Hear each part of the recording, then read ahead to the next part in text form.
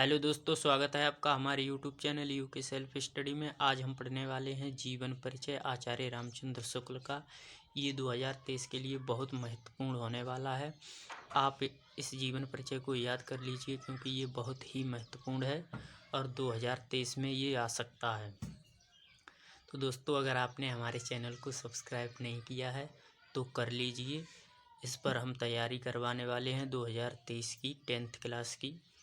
तो चलिए शुरू करते हैं। आचार्य रामचंद्र शुक्ल का जन्म सन 1884 ईस्वी में बस्ती जिले के अगौना नामक ग्राम में हुआ था। तो सबसे पहले आपको ये लिखना है, इसमें आचार्य रामचंद्र शुक्ल का जो है जन्म वो आपको याद कर लेना है, क्योंकि अगर ये याद नहीं होगा तो आप शुरुआत ही नहीं कर पाएंगे। इसलिए इसे बहुत ही अच्छे से याद कर लीजिए, इनके जन्म को। इसके बाद इसे आपको ब्लैक पेन से लिखना है, ठीक है। इसे ब्लैक से लिखोगे तो ये दूर से दिख जाएगा और एग्जामिनर फुल नंबर आपको देगा, ठीक है। तो बस्ती जिले के अगौना नामक ग्राम में हुआ था। इनके पिता का नाम चंद्रवली शुक्ल था। इसके बाद आपको लिखना है इनके पिता का नाम चंद्रवली शुक्ल था, ये याद कर लेना है। इसके बाद आपको लिखना है इंटरमीडिएट में आने पर इनकी शिक्षा बीच में छूट गई। जब ये इंटरमीडिएट में आए तो किसी कारणवश इन्हें बीच में शिक्षा को अपनी छोड़ना पड़ा।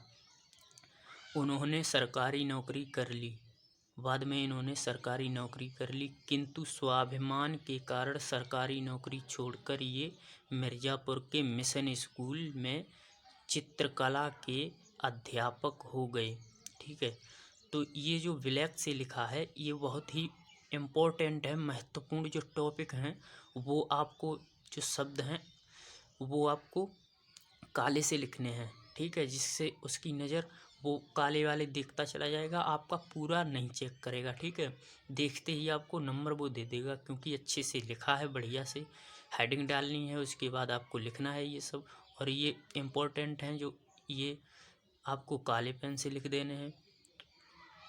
तो इसके बाद इन्होंने सरकारी जब नौकरी छोड़ दी, फिर ये मिर्ज़ापुर के मिशन स्कूल में चित्रकला के अध्यापक हो गए। स्वाध्याय से इन्होंने हिंदी, अंग्रेजी, संस्कृत, बांग्ला, उर्दू, फारसी आदि कई भाषाओं का अच्छा ज्ञान प्राप्त कर लिया, ठीक है। तो ये आपको भाषाएं याद कर लेनी हैं जो इन्होंने ज्ञान प्राप्त किया है अपने आप ही, ठीक है। तो कई भाषाओं का अच्छा ज्ञान प्राप्त कर लिया था। इसके बाद आनंद कादम्बिनी पत्रिका में इनकी रचनाएं प्रकाशित होने लगी। आनंद कादम्बिनी जो पत्रिका है उसमें इनकी रचनाएं प्रकाशित होने लगी। फिर इन्होंने नागरी प्रचारणी सभा काशी से संबद्ध होकर, ठीक है, से संबद्ध होकर हिंदी शब्द सागर के अध्यापक संपादक होकर हिंदी शब्द सागर के सहायक संपादक का कार्यभार संभाला। इनकी गिनती उच्च कोटि के विद्वानों में होने लगी। इनकी जो गिनती है वो उच्च कोटि के विद्वानों में होने लगी।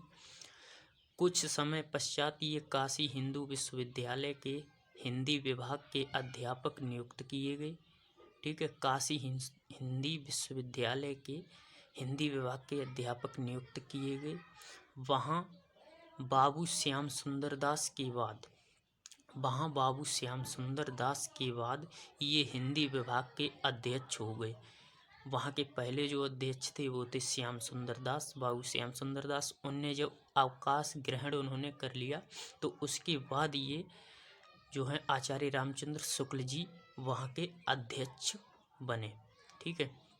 इसके बाद आपको लिखना है जीवन के अंतिम क्षणों तक साहित्य की साधना में संलग्न रहते हुए हिंदी का यह प्रकांड पंडित सन 1941 ईस्वी में स्वर्ग सिधार गया, ठीक है। तो ये जो है इनकी मृत्यु है, ये आपको याद कर लेनी है, क्योंकि ये गलत होगी तो आपका पूरा जीवन परिचय ही गलत हो जाएगा, ठीक है। तो इसे अच्छे से आपको याद कर लेना है 1941 में। इसके बाद आपको इनकी कुछ रचनाएं लिख देनी है, ठीक है। सब नहीं लिखनी है, हम बता रहे हैं वो केवल आपको इनकी रचनाएं लिख देनी है, ठीक है। तो देखिए रचनाएं जो हैं, पहला आपको निबंध लिख देना है। निबंध काले से हेडिंग डाल देनी है रचनाएं लिखकर, और इसमें लिख देना है निबंध में चिंतामणि और विचार वीथी। ठीक है, चिंतामणि विचार वीथी 2 इसमें लिखनी है। और इसके बाद आपको डालनी है आलोचना। आलोचना में आप लोगों को लिखना है रश्मि मासा और त्रिवेणी। ये आपको केवल रचनाएं लिख देनी है। इनका पूरा जीवन परिचय बहुत ही आसान भाषा में थोड़े शब्दों में मैंने लिखा है, पूरे जीवन परिचय को कवर कर दिया है। और ज़्यादा बड़ा भी नहीं है, बहुत ही आसान भाषा में है, छोटा सा है, आप याद कर सकते हैं आसानी से इसे। ठीक है, तो आप इसे याद कर लीजिए। ये 2023 में बहुत इम्पोर्टेंट है, आ सकता है। आपने हमारे चैनल को सब्सक्राइब अभी तक नहीं किया है तो कर लीजिए।